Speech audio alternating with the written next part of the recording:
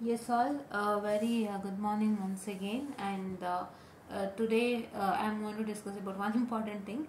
Today, you all know that it's a Women's Day today, and Women's Day is celebrated on 8th March. And this is especially for women candidates who have subscribed my channel, right? Yes.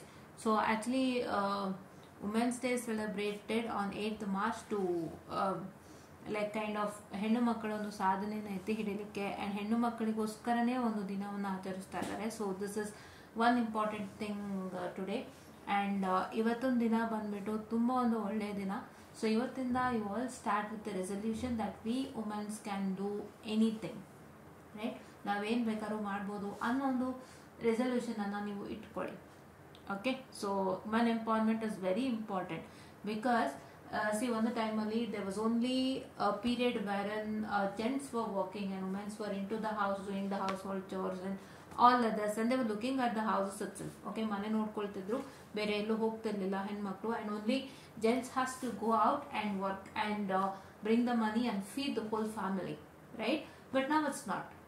Now it's like women are also given the same equality as gents, wherein a woman can sit next to gents and start working in the same place. ಈಗ ಒಬ್ಬ gents ಕೆಲಸ ಮಾಡ್ತಿದ್ದಾರೆ ಅಂದರೆ ಪಕ್ಕದಲ್ಲಿ ಒಂದು ಹೆಣ್ಣು ಕೂತು ಕೆಲಸ ಮಾಡೋಂಥ ಒಂದು ಏನಂತ ಹೇಳ್ತಾರೆ ಅವಕಾಶ ಸಿಕ್ಕಿದೆ. ಸೊ ಅದನ್ನ ದಯವಿಟ್ಟು ಆದಷ್ಟು ಉಪಯೋಗಿಸ್ಕೊಳ್ಳಿ. Please to make sure that you make use of it the fullest, ಆಯಿತಾ?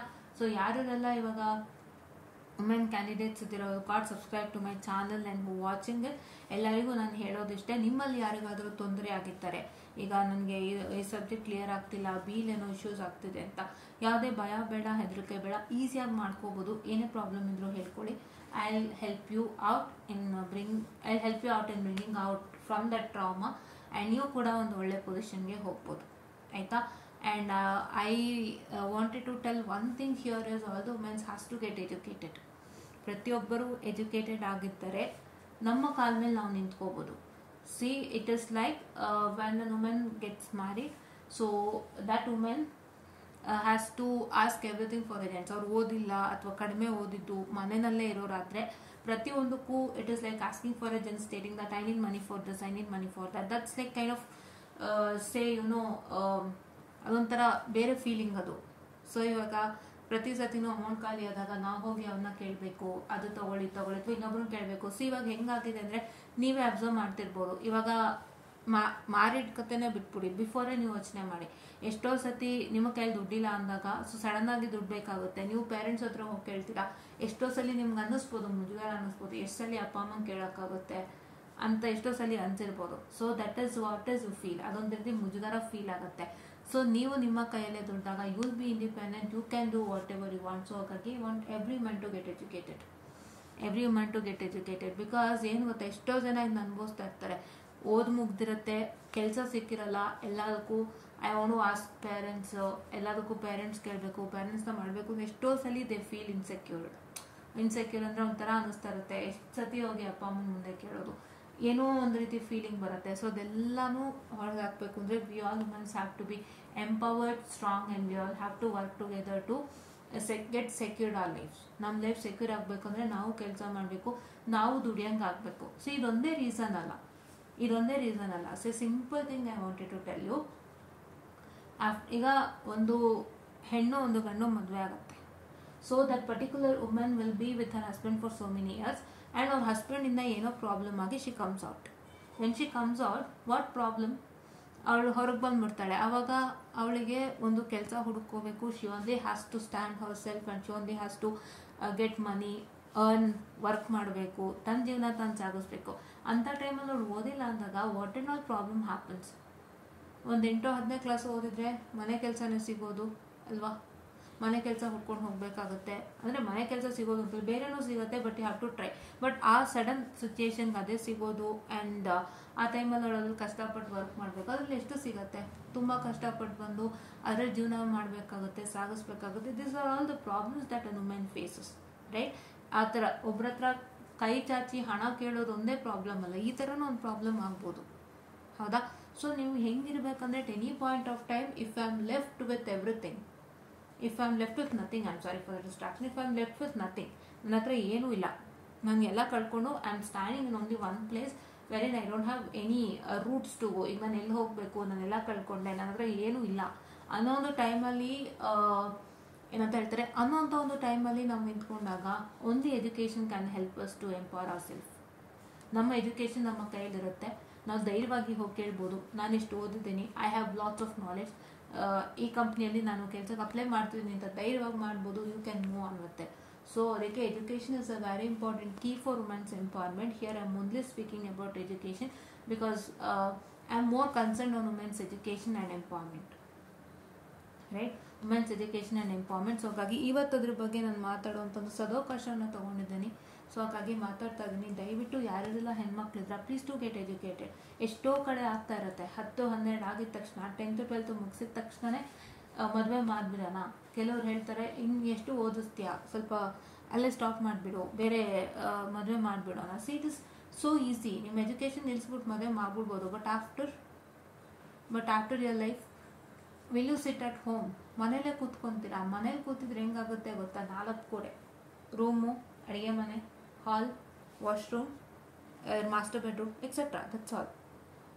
ಅದು ಬಿಟ್ಟು ದೊಡ್ಡ ಪ್ರಪಂಚನೇ ಇದೆ ಲೇಡೀಸ್ಗೆ. Very have to see. ಇವತ್ತು ಸಿಕ್ಕಿರೋ ಅವಕಾಶಕ್ಕೆ ನಾವು ಎಂತೆಂಥ ಒಂದು ಅವಕಾಶ ಸಿಕ್ಕಿರೋಕ್ಕೆ ನಾವು ಎಷ್ಟು ಚೆನ್ನಾಗಿ ನಮ್ಮ ಪ್ರಪಂಚ ನೋಡ್ಬೋದು ಅಂದರೆ, ಇವತ್ತು ನಾನು ಕೂಡ ಸುಮಾರು ಏನೂ ನೋಡೇ ಇಲ್ಲ. ನಾನು ಹೇಳಬೇಕಂದ್ರೆ ಹಲವಾರು ನೋಡೋಕ್ಕಿದೆ ನನಗೂ, ಅದರ ಎಕ್ಸ್ಪೀರಿಯನ್ಸ್ ನನಗೆ ಆಗಿದೆ. ಅದಕ್ಕೆ ಇವತ್ತು I am taking this wonderful opportunity to speak about it.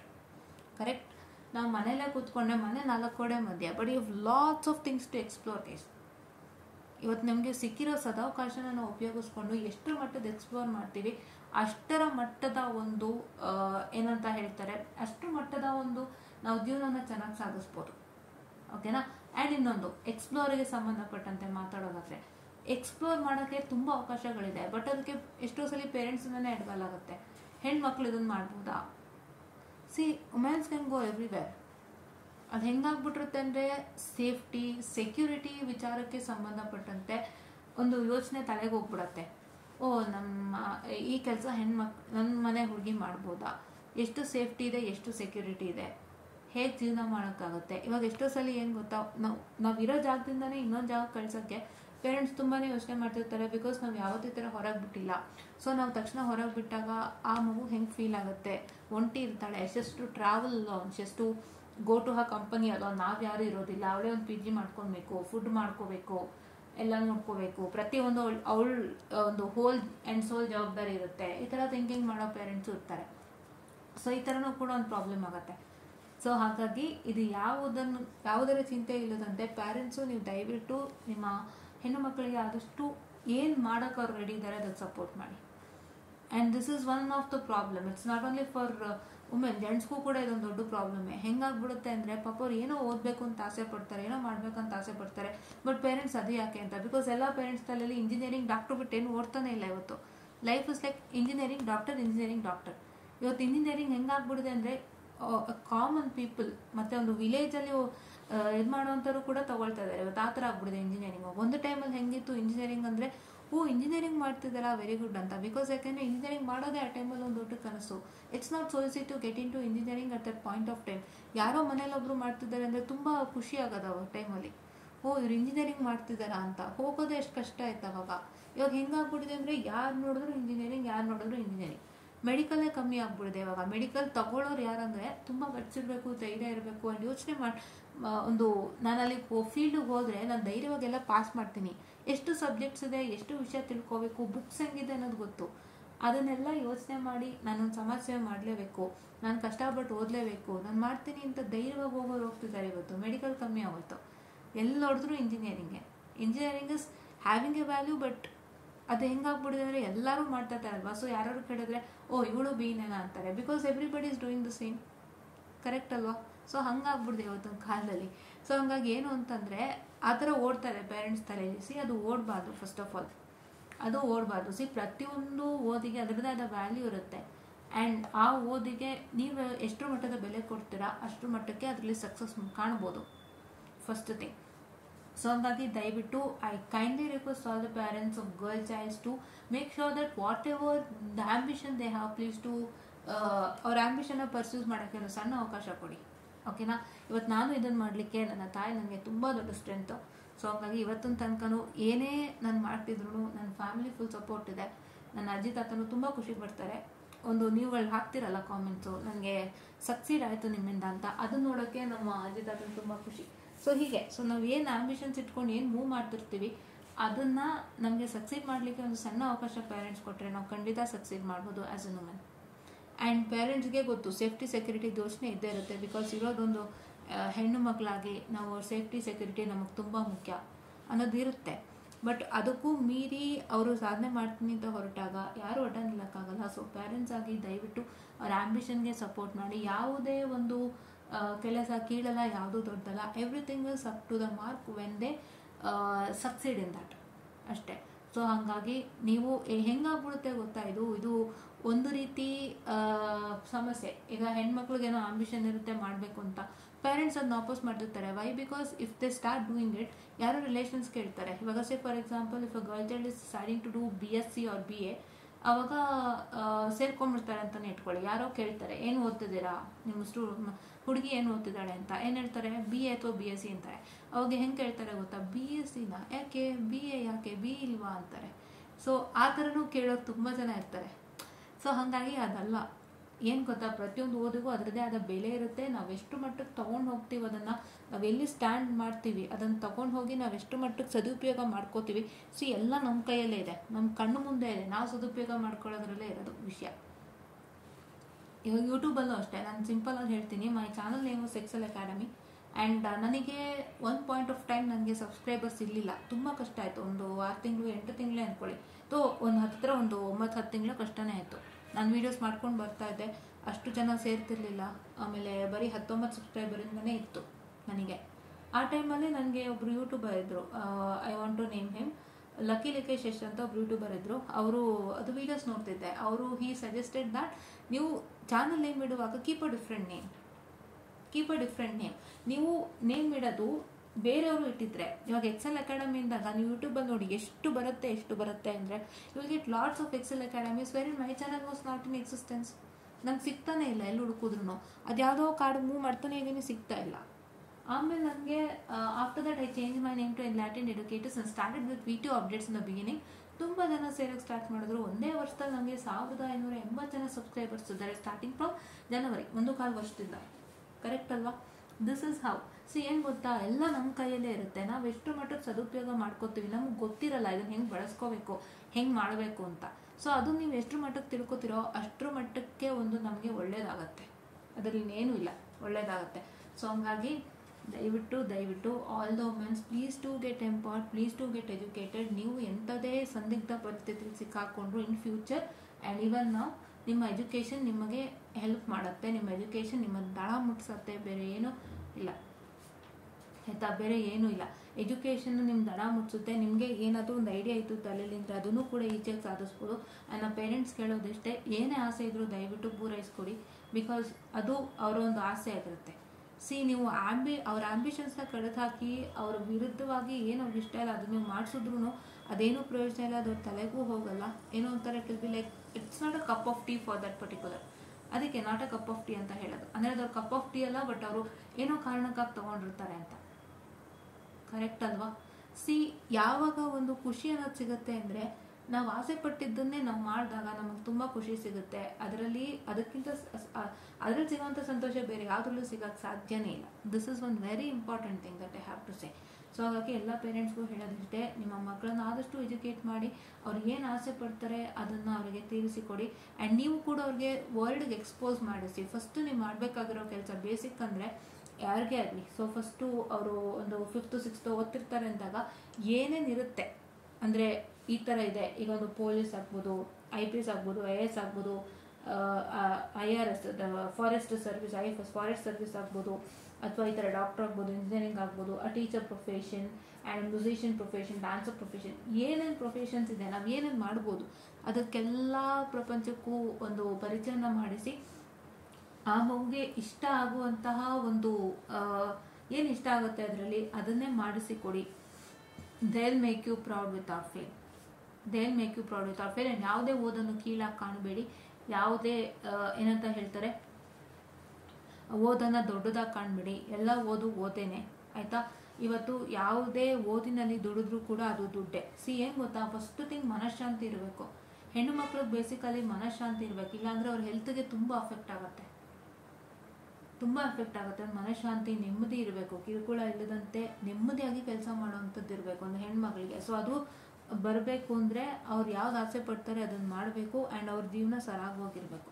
ಅದಕ್ಕೆ ನಾನು ಕೇಳ್ಕೊಳ್ಳೋದು, ಅವ್ರು ಏನು ಆಸೆ ಪಡ್ತಾರೆ ಅದನ್ನು ಮಾಡಿಸಿಕೊಡಿ. ಆ್ಯಂಡ್ ಯಾವುದೇ ಒಂದು ಓದ್ನಲ್ಲಿ ದುಡಿದ್ರೂ ಕೂಡ ಅದು ದುಡ್ಡೇ. ಬಟ್ ನೆಮ್ಮದಿಯಾಗಿರ್ತಾರಲ್ಲ, ಅದಕ್ಕಿಂತ ಒಂದು ದೊಡ್ಡ ಸಂತೋಷ ಇನ್ನೊಂದಿಲ್ಲ. ನೆಮ್ಮದಿ is all what required, right? So ಹಾಗಾಗಿ ಇದನ್ನು ನಾನು ಹೇಳಲಿಕ್ಕೆ ಬಯಸ್ತೀನಿ. ದಯವಿಟ್ಟು ಆದಷ್ಟು ಎಂಪವರ್ಡ್ ಆಗಿ, ಆದಷ್ಟು ನೀವು ಕೂಡ ದುಡಿಯೋದಕ್ಕೆ ಶುರು ಮಾಡಿ. ಈಗ ನಾನು ಕೂಡ ಅದೇ ಯೂಟ್ಯೂಬ್ ಮಾನಿಟೈಸೇಷನ್ಗೆ ಬಂದಿದೆ, ಕಾಲೇಜ್ ಕೆಲಸಗಳಿಂದ ಅಪ್ಲೈ ಮಾಡೋಕ್ಕಾಗ್ತಿಲ್ಲ. ಇವತ್ತು ಅದೇ ವರ್ಕ್ ಮಾಡ್ತಾನೆ ಇದ್ದೀನಿ ನಾನು. ಆದಷ್ಟು ಬೇಗ ಮಾಡಿ ಅಪ್ಲೈ ಮಾಡ್ತೀನಿ. ಸೊ ಹೀಗೇ ನೀವು ನಿಮ್ಮ ಆಸೆ ಕನಸುಗಳನ್ನು ಆದಷ್ಟು ಪೂರೈಸಿಕೊಳ್ಳಿ. ಆ್ಯಂಡ್ ಯಾರೇ ಆಗಲಿ, ಸೇಫ್ಟಿ ಸೆಕ್ಯೂರಿಟಿ ಅನ್ನೋ ಹೆಸರು ನಮ್ಗೆ ಅರ್ಥ ಆಗುತ್ತೆ, ಅದು ಗೊತ್ತು, ಎಲ್ಲರಿಗೂ ಯೋಚನೆ ಬರುತ್ತೆ. ಸೇಫ್ಟಿ ಸೆಕ್ಯೂರಿಟಿ ಅಲ್ಲಿ ಈಗ ಯಾವುದೋ ಒಂದು ರೋಡಲ್ಲಿ ಹೋಗ್ತಿರ್ತೀವಿ, ಅದು ಖಾಲಿ ರೋಡು, ಯಾರೂ ಇಲ್ಲ ಅಂದಾಗ ತುಂಬ ಯೋಚನೆ ಮಾಡ್ತಾರೆ. ಈ ರೋಡಲ್ಲಿ ನನ್ನ ಮಗಳು ಹೋಗ್ಬೇಕಾ, ಯಾರೂ ಇಲ್ಲ, ಹೆಂಗೆ ಹೋಗ್ತಾಳೆ, ಯಾರಾದರೂ ಸಡನ್ನಾಗಿ ಬಂದ್ಬಿಟ್ರೆ, ಎಲ್ಲ ಥರ ಥಿಂಕಿಂಗ್ ಮಾಡ್ತಾರೆ. ಸೊ ಸೇಫ್ಟಿ ಸೆಕ್ಯೂರಿಟಿನೂ ಜೊತೆಯಲ್ಲಿ ಒಗ್ಗೂಡಿಸಿಕೊಂಡು ಆ ಮಗುಗೆ ಏನು ಆಸೆ ಇದೆ ಅದನ್ನು ದಯವಿಟ್ಟು ಪೂರೈಸ್ಕೊಡಿ. ಆ್ಯಂಡ್ ನೀವು ಕೂಡ ಎಂಪವರ್ಮೆಂಟನ್ನು ಸ್ಟಾರ್ಟ್ ಮಾಡಿ. ಆ್ಯಂಡ್ ಯಾರ್ಯಾರೆಲ್ಲ ನಾವು ಕಮ್ಮಿ ಎಜುಕೇಟೆಡು, ತುಂಬ ಪ್ರಾಬ್ಲಮಲ್ಲಿ ಸಿಗಾಕೊಂಡಿದ್ದೀವಿ, ನನಗೆ 1000 ದಾರಿ ಇರುತ್ತೆ, ಹುಡುಕಿ ನೋಡಿ, ಖಂಡಿತ ನಿಮ್ಮ ಕಣ್ಮುಂದೆ ದಾರಿಗಳಿರುತ್ತೆ. You can come out and start doing something that will help you gain good results. ಎಷ್ಟೋ ಜನ ಮಹಿಳಾ ಸಾಧಕಿಯರಿದ್ದಾರೆ, ನೀವು ನೋಡ್ಬೋದು. ಮಹಿಳಾ ಸಾಧಕಿಯರನ್ನು ಹುಡುಕಿದ್ರೆ ತುಂಬ ಜನ ಸಿಗ್ತಾರೆ. ಎಷ್ಟೊಂದು ಜನ ಒಂದು 10th ಸ್ಟ್ಯಾಂಡರ್ಡ್ ಓದಿದವರು ಪಾಪ ಮನೆ ನಡೆಸೋಕ್ಕೆ ಒಂದು ಕಷ್ಟ ಅಂತ ಬಂದಾಗ ಒಂದು ಹೋಟೆಲ್ ಉದ್ಯಮ ಮಾಡಿ ಹೊರಗೆ ಬಂದು ತಮ್ಮನ್ನು ತಾವು ಗಟ್ಟಿಗಿಟ್ಟಿಯಾಗಿ ನಿಂತಿದ್ದಾರೆ. ಸೊ ಅವರೆಲ್ಲರೂ ನಮ್ಮ ಜೀವನಕ್ಕೆ ಇವತ್ತು ಇನ್ಸ್ಪಿರೇಷನು. ಸೊ ಹಾಗಾಗಿ ಇವತ್ತು ಅವರೆಲ್ಲರ ಇನ್ಸ್ಪಿರೇಷನ್ ತಗೊಳ್ಳೋ ಮುಖಾಂತರ ನಾವು ಒಂದಿಷ್ಟು ಇನ್ಸ್ಪಿರೇಷನ್ನ ತಗೊಂಡು ಅದರ ಮುಖಾಂತರವಾಗಿ ನಾವು ನಮ್ಮ ಜೀವನನ ಮುಂದುವರಿಸೋಣ. ಆ್ಯಂಡ್ ಯಾರ್ಯಾರಿಗೆಲ್ಲ ವುಮೆನ್ಗೆ ಪ್ರಾಬ್ಲಮ್ ಇದೆ regarding this B and others, so ದಯವಿಟ್ಟು ಏನೇ ಇದ್ರೂ ಹೇಳಿ, ದಯವಿಟ್ಟು ಸಪೋರ್ಟ್ ಮಾಡ್ತೀನಿ, ಖಂಡಿತ ಹೆಲ್ಪ್ ಮಾಡೋಣ, ಆಯಿತಾ? ಸೊ ಇದಿಷ್ಟು ಇವತ್ತಿನ ಒಂದು ವಿಷಯವಾಗಿತ್ತು. ಸೊ ಐ ಹೋಪ್ ಎಲ್ಲನೂ ಕ್ಲಿಯರ್ ಮಾಡಿದೆ ಅಂತ ಅನ್ಕೋತೀನಿ. ದಯವಿಟ್ಟು ಎಲ್ಲರೂ ಆದಷ್ಟು ಓದಿ ಕಷ್ಟಪಡಿ, ಆಯಿತಾ? ಓದಿ ಕಷ್ಟಪಟ್ಟು ನಿಮ್ಮ ಜೀವನನ ನೀವು ನೋಡ್ಕೊಳ್ಳಿ, ಆಯಿತಾ? It's not easy for us to ask money from any person, because ಅವ್ರದ್ದು 1000 ಇರುತ್ತೆ. ನಾವು ಇವತ್ತು ಹೆಣ್ಮಕ್ಳಿಗೆ ಎಷ್ಟು ಖರ್ಚಾಗ್ತಿದೆ ಅಂದರೆ, ಒಂದು ನೀವೇ ತಗೊಳ್ಳಿ, ಒಂದು ಕ್ಲಿಪ್ ಆಗಲಿ, ಡ್ರೆಸ್ ಆಗಲಿ, ಎಲ್ಲದಕ್ಕೂ ಎಷ್ಟೆಷ್ಟು ಬೆಲೆ ಬರ್ತಿದೆ. ನೀವು ಯಾರು ಇನ್ನೊಬ್ರ ಹತ್ರ ಮತ್ತೆ ಅದು ಕೇಳ್ತೀರಾ, ನಂಗೆ ಇದು ಬೇಕು ತಗೊಳ್ಳೋಕ್ಕೆ ದುಡ್ಡು ಕೊಡಿ ಅಂದಾಗ ಅವ್ರಿಗೂ 1000 ಕಷ್ಟ ಇರುತ್ತೆ. ಅವರು ನಿಮಗೂ ಕೊಡೋದಲ್ಲದೆ they have to maintain all others, correct ಅಲ್ವಾ? ಸೊ ನಾವು ಇಂಡಿಪೆಂಡೆನ್ಸಿಗೆ ಬಂದಾಗ ನಮ್ಮನ್ನು ನಾವು ನೋಡ್ಕೋಬೋದು, ನಾವು ಇನ್ನೊಬ್ರಿಗೂ ತೊಂದರೆ ಕೊಟ್ಟಂಗೆ ಆಗಲ್ಲ, ನಮಗೂ ನೆಮ್ಮದಿ ಇರುತ್ತೆ, ನಮ್ಮ ಕೈಯಲ್ಲಿ ದುಡ್ಡಿದೆ, ನಾವು ಯಾವಾಗಲೂ ಕೇಳೋ ಗೋಜಿರಲ್ಲ, ನಾವು ಕಷ್ಟಪಟ್ಟು ನಾವು ದುಡಿಬೋದು, ನಾವು ಎನಿ ಟೈಮ್ ಏನು ಬೇಕು ಅಂದ್ರೂ ನಾವು ಆಕ್ಸೆಸ್ ಮಾಡ್ಕೋಬೋದು ಅನ್ನೋ ಥರ ಬರುತ್ತೆ. ಸೊ ಹಂಗಾಗಿ ದಯವಿಟ್ಟು ಎಜುಕೇಟೆಡ್ ಆಗಿ, ದಯವಿಟ್ಟು ಎಂಪವರ್ಡ್ ಆಗಿ. ಆ್ಯಂಡ್ ಪೇರೆಂಟ್ಸ್ ಮತ್ತೆ ಕೇಳ್ಕೊಳ್ತೀನಿ, ದಯವಿಟ್ಟು ಏನು ಆಸೆ ಇದೆ ಅದನ್ನ ಕೇಳಿ ಪೂರೈಸಿ, ಅವ್ರನ್ನೂ ನೆಮ್ಮದಿಯಾಗಿಡಿ. Don't get into any stresses, because ಹೆಣ್ಣು ಮಕ್ಳಿಗೆ ಸ್ಟ್ರೆಸ್ ಆಯಿತು ಅಂದರೆ ಹಾರ್ಮೋನಲ್ ಇಂಬ್ಯಾಲೆನ್ಸು, ಏನಾದರೂ ಇಶ್ಯೂಸ್ ಅಥವಾ ಮೆಂಟಲ್ ಸ್ಟ್ರೆಸ್ ಅಂದರೆ ಹೆಂಗಾಗ್ಬಿಡುತ್ತೆ ಅಂದರೆ ಒಂಥರ ಡಿಪ್ರೆಷನ್ಗೆ ಹೋಗ್ಬಿಡ್ತಾರೆ. ಅದು ಡಿಪ್ರೆಷನ್ಗೆ ಹೋಗೋದ್ರಿಂದ ತುಂಬ ಪ್ರಾಬ್ಲಮ್ಸ್ಗಳಾಗುತ್ತೆ. ಬ್ರೈನಿಗೆ ಸ್ಟ್ರೆಸ್ ಕೊಡದಂತೆ, ಮೆಂಟಲ್ ಹೆಲ್ತಿಗೆ ತೊಂದರೆ ಕೊಡದಂತೆ ಅವರ ಜೀವನನ ಆದಷ್ಟು ಚೆನ್ನಾಗಿ ನೋಡಿಕೊಳ್ಳಲಿಕ್ಕೆ ಪ್ರಯತ್ನ ಮಾಡಿ. ಪ್ರತಿಯೊಂದು ಪೇರೆಂಟ್ಸ್ ಕೈಯಲ್ಲಿರುತ್ತೆ, ಎಲ್ಲ ಹಸ್ಬೆಂಡ್ಸ್ ಆಗಲಿ, ಹೋಲ್ ಫ್ಯಾಮಿಲಿ, ಮದುವೆ ಆದಮೇಲೆ ಏನು ಫ್ಯಾಮಿಲಿ ಇರುತ್ತೆ ಅವರ ಕೈಯಲ್ಲೂ ಇರುತ್ತೆ. ಸೊ ದಯವಿಟ್ಟು ಆದಷ್ಟು ಹೆಣ್ಣು ಮಕ್ಕಳನ್ನು ಸುಭಿಕ್ಷವಾಗಿಡಿ ಅಂತ ಹೇಳ್ತಾ, I just mind of this session. And ಈ ಒಂದು ಟಾಪಿಕನ್ನು ನಾನು ತೊಗೊಂಡಿದ್ದೀನಿ, ಆದಷ್ಟು ಎಲ್ಲರೂ ಶೇರ್ ಮಾಡಿ, ಆದಷ್ಟು ಎಲ್ಲರೂ ತಿಳ್ಕೊಂಡು ಮುಂದುವರಿರಿ ಅಂತ ಹೇಳ್ತಾ, ಥ್ಯಾಂಕ್ ಯು.